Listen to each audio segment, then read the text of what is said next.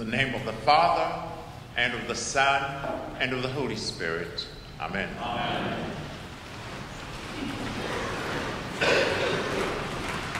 Good morning, St. Mark's. Good morning. How are you today? Wonderful. First, I'd like to thank Father Christian for inviting me to St. Mark's to speak on behalf of the poorest of the poor in 17 Caribbean and Central American countries. I also want to thank him for his hospitality, which is no news to you, but it's good for me. He met me yesterday at the airport, and I tell you, it's the hardest thing to land in a place that you do not know, and you do not know that there's somebody to meet you. He was right there at the luggage area waiting for me. Text me a picture of his face and his shirt so I could recognize him. I thank you, sir. Also for that beautiful Japanese meal and for giving a homeless priest a bed last night. Thank you. It is a joy to be with you. I like to tell stories, and I begin with one. About 3 weeks ago, I was in New York heading to the airport, John F. Kennedy. So I called for a lift car, and up rolled a large black SUV. And I climbed into the back, into the nice plush seat, and I said, I'm going to rest on my way to the airport and not bother with the New York traffic. So I put my head back, and then the driver began to talk to me. He was about 25 years old or so, and energetic and just talking. So I said, I guess as a good Christian, I better talk also. He said, are you a doctor? That's how we opened the conversation. And I thought, why would he ask this? And then I remembered that he had picked me up from a hospital where I'd been working that day. And I said, no, I'm not a doctor. Well, yes, I'm a doctor, but not a medical doctor. And he said, I don't know what doctor you are, but can you give me a job? I said, where do you see yourself in 5 years? And he said, I want to be an imam. I said, wow, that is wonderful. A young man wanting to be a spiritual leader to his Muslim community. I thought that was wonderful. And I told him that. And then we talked for a while, so he learned that I was a Christian priest. And he said to me, you know, I go to college, and I study, I know all about Jesus Christ, he's a good prophet, and so on. But I just want you to know that Islam is the only true religion. I said, well, we have been talking for a while, but you just told me to shut up. He said, why would you say that? I didn't say that. I said, of course. I said, if we're talking together, you know I'm a Christian priest, and you're going to tell me that Islam is the only true religion, then what else can I say? So I kept quiet for a while, and he kept talking.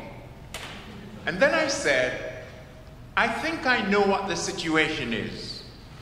You said you have studied everything there is to know about Jesus Christ, but you do not know Jesus Christ. You have never met him, and that is the difference.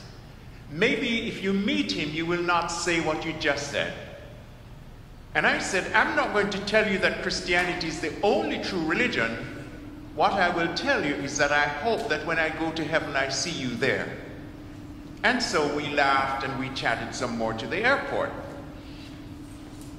And this lesson today sort of brings that story back to me, because Jesus, the first things that he did after the resurrection was to show himself to people.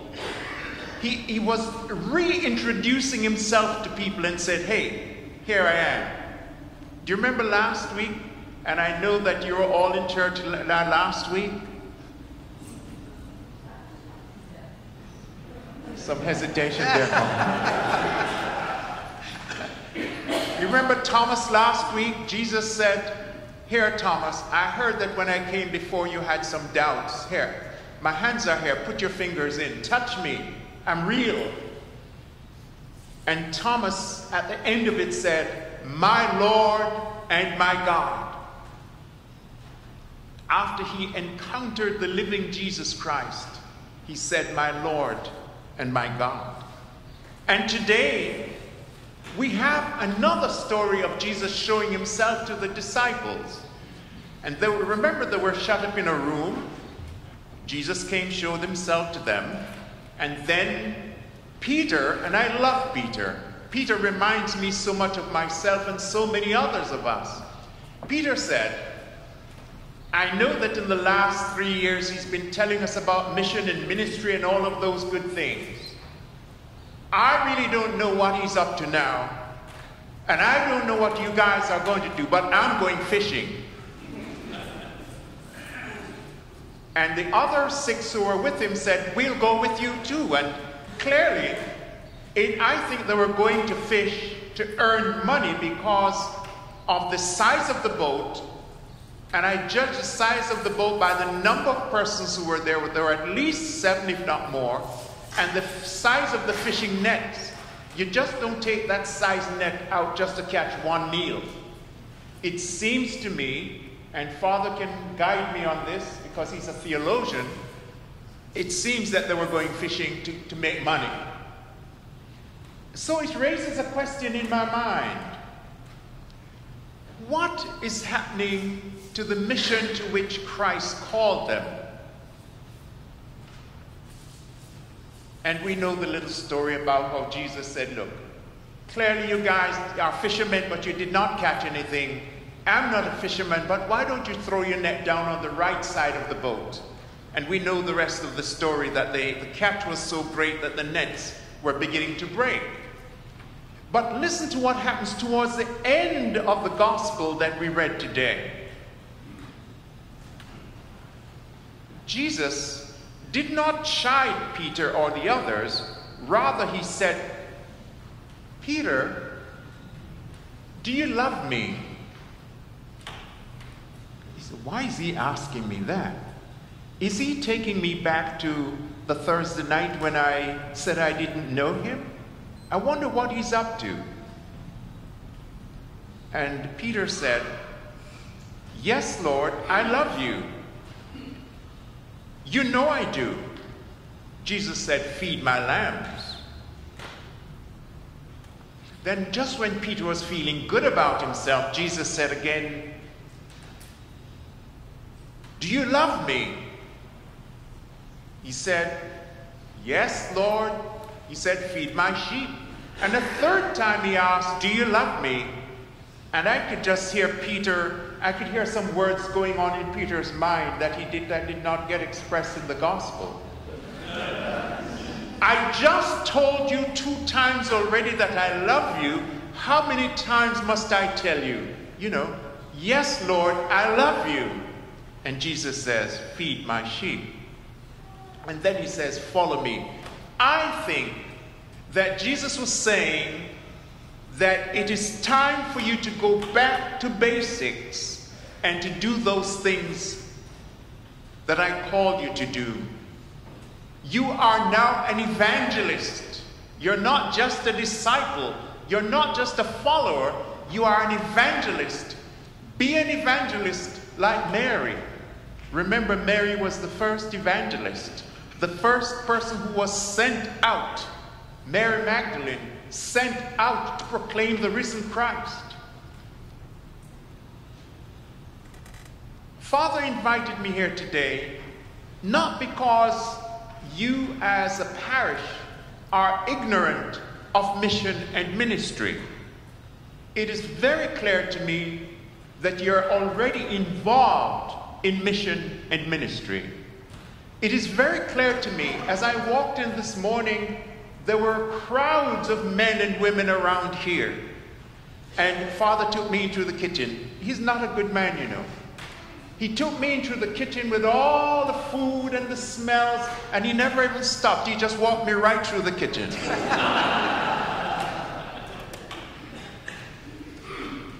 But the point I'm making is that you are already caring for people who are in need. And that's why I'm here today. I've come because you understand, unlike Peter at that moment, what mission and ministry is all about. 6 years ago, somebody came here from Food for the Poor and spoke.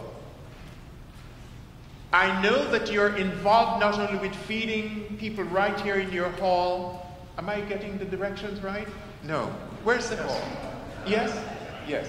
This is such a beautiful and huge place. Sometimes, did you get an orientation when you came? And you remembered everything right away? Oh God. He's a better man than me. He's a good man in spite of what I just said. You're already feeding the hungry. You're doing Walk for Good Food. You're doing other things. And I want to say thank you for what you're already doing. And to those who have been supporting the Ministry of Food for the Poor, let me begin again by saying thank you. Food for the Poor started 37 years ago when one person saw a need and decided to make a difference. Now, we work in 17 countries across the Caribbean and Central America. I am pleased to report to you that we are able to give the majority of what you give directly to the poor. It's over 94% that goes directly to the poor out of everything that comes in. Today, I say thank you. And I'm going to give you a kind of a report card on how that is done. So first, I ask you to do 3 things. 1, to join me in praying for this ministry. Pray for those who receive and pray for those who give. My mother taught me something about prayer that I took for granted. I was with her a few years ago. God rest her soul now, she's gone ahead of us. And she had just bought a brand new Buick. And we were driving along and that thing was smooth. And we got to a place where we had to park and she began to pray for a parking spot. I looked at her incredulously and I said, Mother, why are you wasting God's time praying for a parking spot? In her quiet wisdom, she looked at me and smiled and said, you will understand. And God has a sense of humor. It was not long after that God appointed me to a church in Brooklyn to become rector. They do not have any parking spots at all because the church is on the main road. And that's when I learned how to pray for parking spots. But this is the same woman who drove to Canada shortly after she got that car and came back and said to me, the Canadians are so civil. And I said, yes. I wondered if that was an indictment on us who live south of Canada. So I said, why would you say that? She said, they allow you to drive 100 miles per hour. So I said to her, and did you drive 100 miles per hour? She said, of course I did. I said, it's 100 kilometers per hour, not 100 miles per hour. But she did not get a ticket. So prayer, please, brothers and sisters, pray for this ministry and pray for us. Secondly, I invite you to go on a mission trip. And a mission trip does not necessarily mean building a house or painting a house or anything like that. A mission trip could be just a trip to visit with people and meet with people and see for yourself some of what I'm going to tell you now, because as we always say in common parlance, seeing is believing. Many times we will send money to the poor But when you actually go and sit with the poor and talk with the poor, it means so much more. The money is important, but a visit can also be very important. You will see for yourself many things. The first one I'm going to show you, if you just take there's an enclosure in your bulletins for today, and just open it once. Let me see how many people will obey me here. Just open it once. As you look on this side, which is my right side, you will see a family standing in front of a shack, and that is where that family lives. It's very tenuous. Look on the other side, my left, you will see the same family after receiving a house, and look at the faces of those people. You will see that if you go to these countries, you will see for yourself, and you can talk with these persons for yourself and see the difference that your gift has made in their lives. It's real. The mission trip, I know young people, well, all of us like to travel, but I find young adults, teenagers, and so on like to go on trips. And I've said this in churches, and some of them have actually taken me up on the offer and have gone on trips. Our offices will help you to organize the trip, but you will have to pay for it. I'm sure you don't mind doing that, because you can always tie a vacation into it. The third thing I ask you to do is share these brochures with your family and your friends, and share with them some of what I'm telling you now. Tell your family and your friends that Food for the Poor seeks to empower families to become self-sustaining through fishing, farming co-ops, and other opportunities. Tell them that oftentimes we will give a group of persons 2 fishing boats, 2 outboard motors, and I begin with fishing boats because of the gospel we used earlier. We give them the solar kit so that they can have refrigeration for their fish. But tell them this little point that many people do not know. When they come in with their first catch of fish, every time they come in, the first 10% of the fish they must give to persons who cannot afford to buy the fish. So they immediately begin to help others through your gifts. Tell them we do the same thing with the farming co-ops. We set up beef farming industries, and these people own these things. Food for the Poor doesn't own them. They own it themselves. Education. Tell them that education is an important key to breaking the cycle of poverty, and that we're committed to providing children with an education. That is why we not only do food, we build schools, and we send school supplies to these countries. Health is also important. We build clinics, and we distribute medicine, thousands of dollars worth of medicines. In 2018, last year alone, we shipped over 4,500 trailer containers with medicines, medical supplies, school uniforms, shoes, furniture, canned goods, lumber, beds, chair, rice, and you could name it. I live in Puerto Rico, and immediately after Hurricane Maria, Food for the Poor shipped 100 trailer containers of life-sustaining material for us. And I'm so proud of the Episcopal Church and the Roman Catholic Church, because these are the 2 churches that distributed all of the supplies all across Puerto Rico to save us. And I want to thank you, because I know many of you have prayed for us in Puerto Rico, and even now people still ask me, how is it in Puerto Rico? And even asking that question means a lot. And I want to say thank you. I'd like to tell you a story about, before I tell you the story, is there anybody here who wants to guess something? If I asked you to guess how many meals you think we provided last year, anybody wants to try that, or should I just tell you?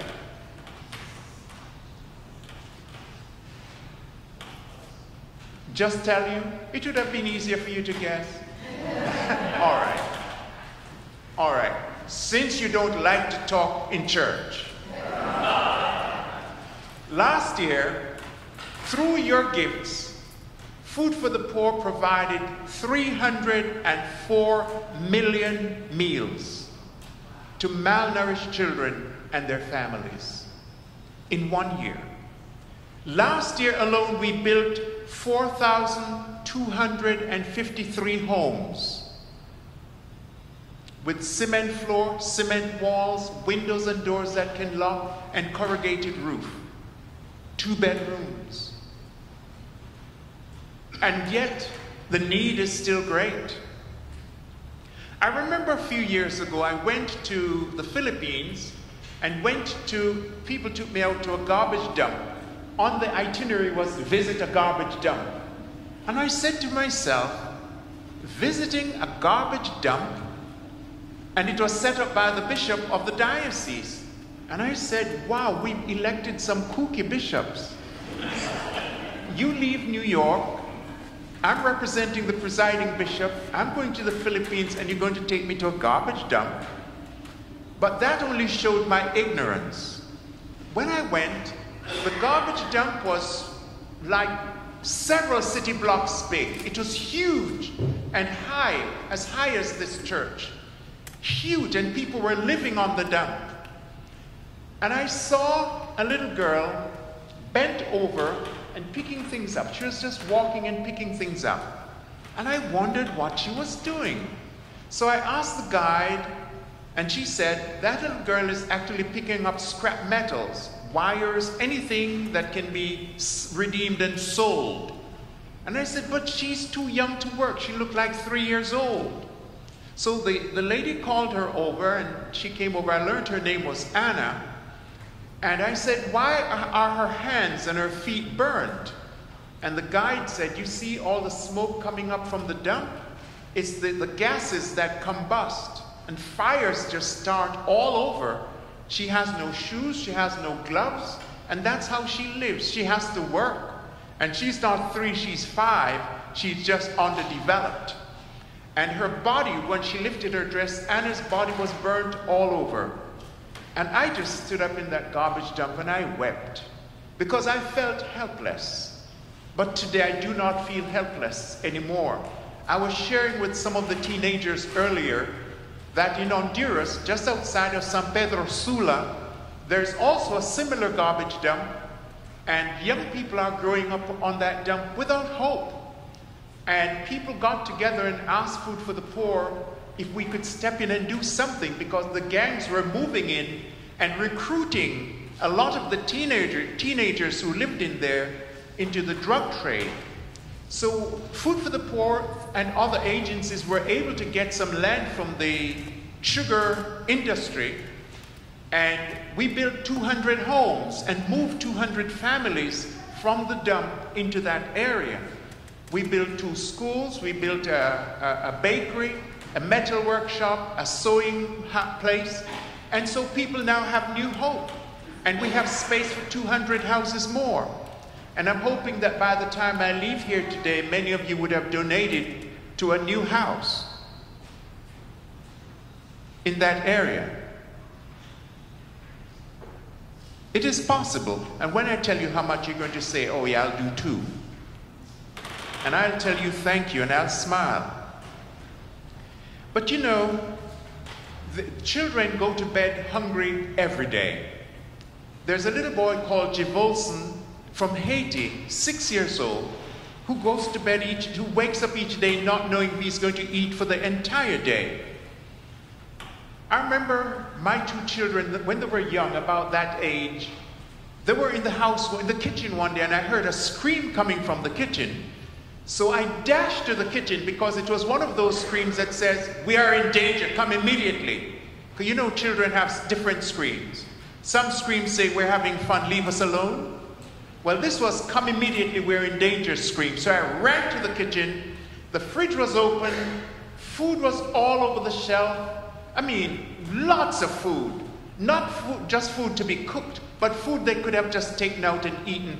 One of those 2 urchins looked up at me and said, Dad, we cannot find anything to eat. I do not remember what I told them, but I know God has forgiven me for whatever it is I told them. And I know that as an adult, I do that sometimes, not about food, but about clothes. I will go through the closet looking for something to wear to a function, and then I say, oh, I cannot find anything to wear. Then I go to another closet and go through the same liturgy. I cannot find anything to wear. And then I'll go to and buy something new. With all the clothes there, sometimes I buy the same thing because I had it already. I forgot. But I say this not to condemn myself or anybody else, because that's the culture in which we live. But today I've come to ask you to help those who have nothing. They have no choice. I'm going to ask you now if you'd be kind enough to open your brochures all the way open, and I'll just share a few things with you, and then I'll wrap this up. For a house, we ask a gift of $3,800. A house costs $7,600. And we build all the houses with 2 bedrooms and a living room, sanitation, and a water component. We help a house become a home by also including furnishings and a solar-powered light kit with each home. Any gift of $3,800 will be matched with the gift of another generous donor, and you will both receive a certificate of appreciation with a photograph of the family standing before their secure and comfortable home. We ask a gift of $25 to buy 20 chickens, because when we give a house, we give 2 chickens and a rooster so that they can have eggs, nutritious for themselves, and they can actually sell to others. Sometimes we give a goat. A goat is $90. They can have milk.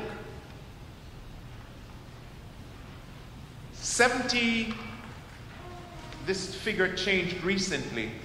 It used to be $50 that could feed a child for a year. It's just about $73.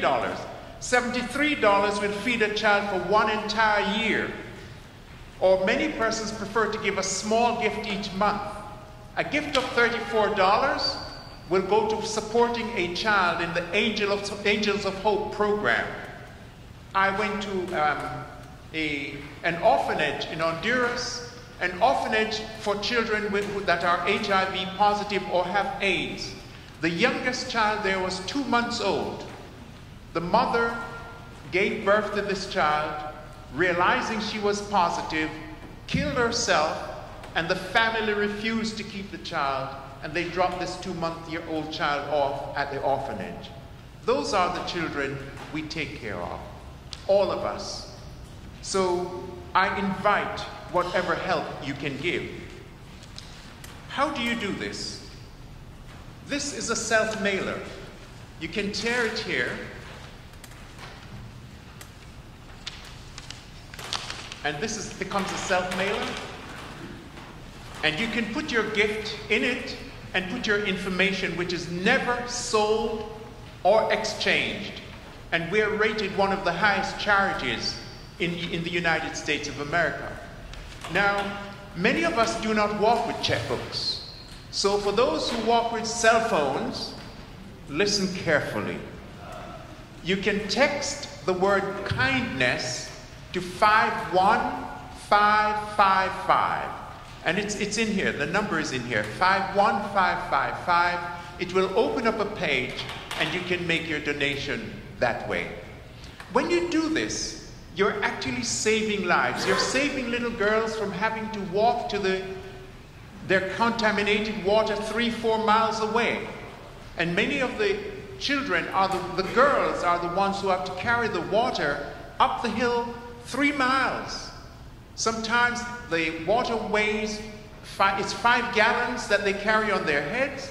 And I was sharing earlier that many of them develop a kind of a curvature of the spine which they cannot correct.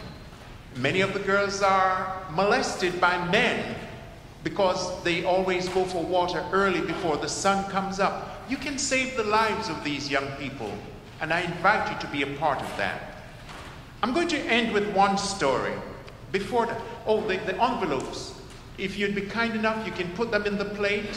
Father has given me permission, and it will be blessed before it goes to the office. Or if you need more time, you can give it to me at the door. Do not mail it, because the price of the postage stamp can feed a child for almost 1 week. I'm going to end with one story, and then I will sit. Well, I'll stand for the creed. A little boy went to his mother one day and asked for 2 sandwiches. 2 sandwiches, the mother thought, but she gave them to him anyway. And he put one in one bag, and he put one in another bag. And then he asked for 2 cans of juice, and he put one in one bag and one in the other. And off he went to the park. And he sat on a bench beside a bag lady, and he began to eat his sandwich. And she looked at him hungrily, so he handed her the extra bag he had. She began to eat hers. And they looked at each other, then they ate, and they smiled, and they looked at each other, and they ate, and they smiled, until all was gone. Then he jumped up and he ran over to her and he hugged her, and he kissed her on the face and said, "I have to go home now. My mother is probably wondering where I am." And he ran home and he ran into the house. He said, "Mom, Mom, Mom, guess what? Today I met God, but I did not know that God was a woman." At the same time, she was saying to one of her friends, "Guess what? Today I met God, but I didn't know that God was so young." And both of them were correct, because Jesus said, "For as much as you did to one of these, my brothers and sisters, you have done it unto me." And today I invite you to be Christ to somebody else, even as they are Christ to us. And may God bless you in this beautiful church. May God keep you. And I want to say thank you again to you, and to my new brother, Father Christian, thank you.